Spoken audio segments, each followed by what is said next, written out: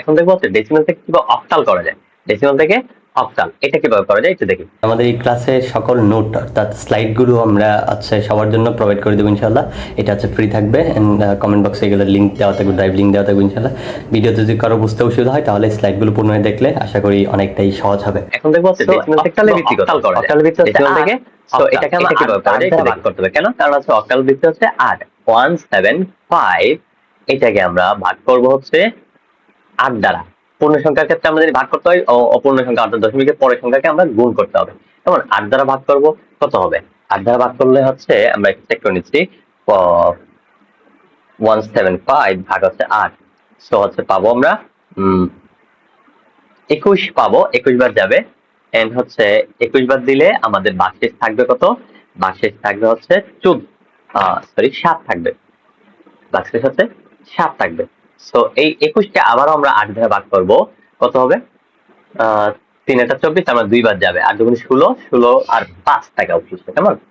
এরপর হচ্ছে আমার এটাকে আবার ভাগ করব যতক্ষণ পর্যন্ত আমার এটা ভাগ করতে থাকবো, যখন এটা ছোট হয়, কারণ অত ভাগ করলে যতক্ষণ শূন্য না হয় ততক্ষণ গুণ ভাগ করবো, করলে কত হবে? ভাগশেষ থাকবে হচ্ছে আমার কত? জাস্ট 2 থাকবে।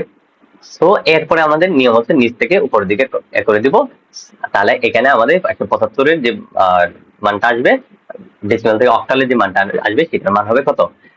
257। এটা হচ্ছে আমার এইটুকুর, জাস্ট এইটুকুর মান, কেমন? এই যে এইটুকুর মান পেলাম আমরা 257। এবার দশমিকের পরে যে নাম্বারটা আছে, হ্যাঁ, এটাকে আমরা একটু রূপান্তর করতে চাচ্ছি। দেখুন, সো এটাকে আমরা কি করব? ভিত্তি দ্বারা গুণ করব। সো হচ্ছে 0.1 সরি 0.115 0.15 এটাকে আমরা গুণ করবো 8 দ্বারা। 8 দ্বারা কেন? কারণ অক্টালের ভিত্তি হচ্ছে 8 এবং আমি অক্টালে রূপান্তর করতে যাচ্ছি। কত হবে?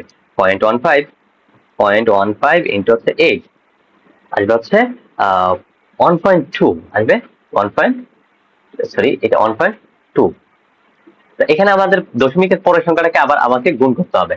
সো আমরা দশমিকের পরে পাইলাম হচ্ছে ধরুন 0.2 ছিল, তো এইটাকে আমরা গুণ করবো আবার 8 দ্বারা, কত হবে? 1.6। তাহলে এই আমার দশমিকের পরের সংখ্যা আবার পাইলাম কত? 6। সো অপূর্ণ সংখ্যাটা আমরা আবার গুণ করবো 0.6 ইন্টু 8, কত হবে? 6 এটা 48, তার মানে 4.8। এরপর এটাকে আবার গুণ করবো 8।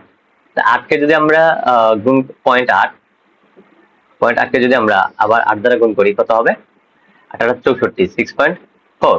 এন্ড এটাকে যদি আবার গুণ করি 0.4 ইন্টু হচ্ছে 8, কত হবে?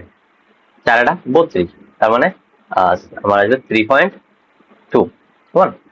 সো এইভাবে যেতে থাকবে। সো এই 2 কে যদি আবার গুণ করি, দেখেন আবার এটা আসছে না, এই যে 2, তার মানে 2 কে যদি আমরা আবার গুণ করি 2 ইন্টু হচ্ছে কত? আবার 8 দিই, তার মানে ওই আলটিমেটলি আবার আগের মতোই আসছে, কেমন? তার মানে আবার যদি এটাকে আবার দিতে চাই তাহলে ওই লাউই কদু এরকম অবস্থায় হবে আর কি। এটা আবার আসতে লাগবে, যাক এমনি ফান করলাম। সো হচ্ছে আমরা তাহলে এটাকে আমরা আর নেওয়ার দরকার নেই, আমরা জাস্ট ডট ডট দিয়ে দেবো। সো আমরা এখানে কি করতে পারি যে সো এগুলোকে আমরা আবার পুনরায় নিব। পুনরায় নিয়ে কি করব যে উপর থেকে নিচের দিকে জাস্ট এখানে পাইলাম 1, ওকে, এখানে পাইলাম হচ্ছে পূর্ণ সংখ্যা 1, এখানে পাইলাম পূর্ণ সংখ্যা 4, এখানে পাইলাম পূর্ণ সংখ্যা 6, এখানে পাইলাম হচ্ছে পূর্ণ সংখ্যা 3, এরপর আবার 2 আসবে, তাই না? তার মানে 2 আসলে আবার এগুলো আসবে। সো এটাকে আমরা হচ্ছে কি করতে পারি? একসাথে একটু কয়েকটা লিখে তারপর ডট ডট দিয়ে দিতে পারি। সো এটাকে আমরা লিখবো হচ্ছে পয়েন্টের পরে 1 1, উপর থেকে নিচের দিকে ক্রমে সাজাবো 1 1 4 6 3 2, তার মানে আর দেওয়ার দরকার নেই, ডট ডট ডট। এই হচ্ছে আমার এই নাম্বারটার অক্টাল রূপান্তর।